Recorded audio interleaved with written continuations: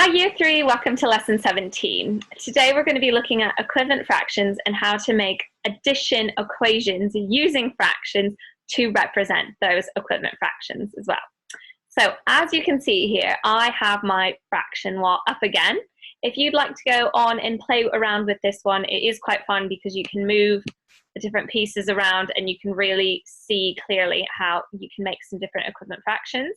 The website is mathspot.com/manipulatives/fraction wall.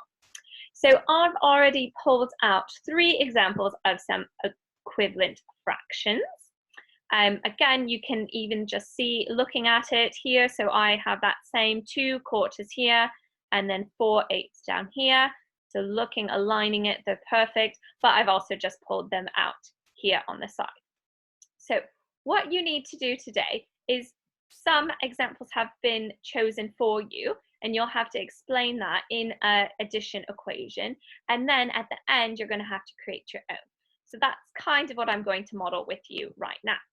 So I have these 3. Let's start with this first one. So I know these 2 together represent not 1/4, but 2/4. Now I'm going to put my equal sign because that does mean equivalent as well. And now on the other part of your equation, to show what is that balancing, what is that going to be equal to, how is it going to be equivalent, we need to look at these unit fractions. So how many unit fractions is it taking to be the same amount as my 2/4? And here we can see that it is 1/8, 2/8, 3/8, 4/8. But we want to put that in addition equation today. So what does that look like? Well, it's as simple as this. We would have our 1/8. Now pretend that this is an addition sign because you're adding that, you're adding it on. So then another 8, and then another 1, and 1 more. Then I can check that with my visual. So my long 2/4, the blue quarters, that's 2 of them, check, is equal to 1/8, 2/8, 3/8, 4/8. And they're being added together to make those 2/4. Now, yesterday we looked at representing fractions and that we normally just add, when our denominator is the same, we add our numerators.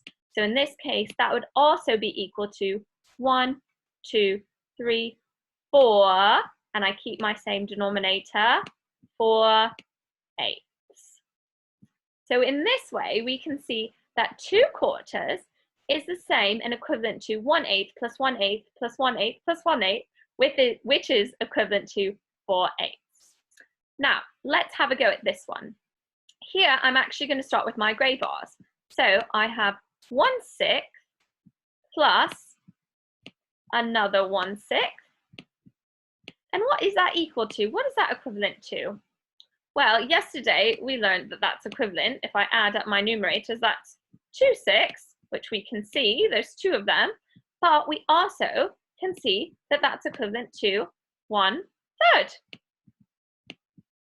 So there we have it. And our last one, I have a 1/2. I'm going to put my equal sign. Remember, an equal sign is also kind of showing a scale. You have equal amounts on both sides. So what is equal to a 1/2? Well, in this case, I'm using my tenths. So that's 1/10. And I want to put my plus sign. I'm adding them on. How many more am I adding? So this is the 1, 1/10, 2/10, 3/10, 4/10, 5/10. So let me write that quickly. So now I've shown this as an addition equation. So I have 1/2 is equal to 1/10 plus 1/10 plus 1/10 plus 1/10 plus 1/10. And I might just want to double check. That is 5/10.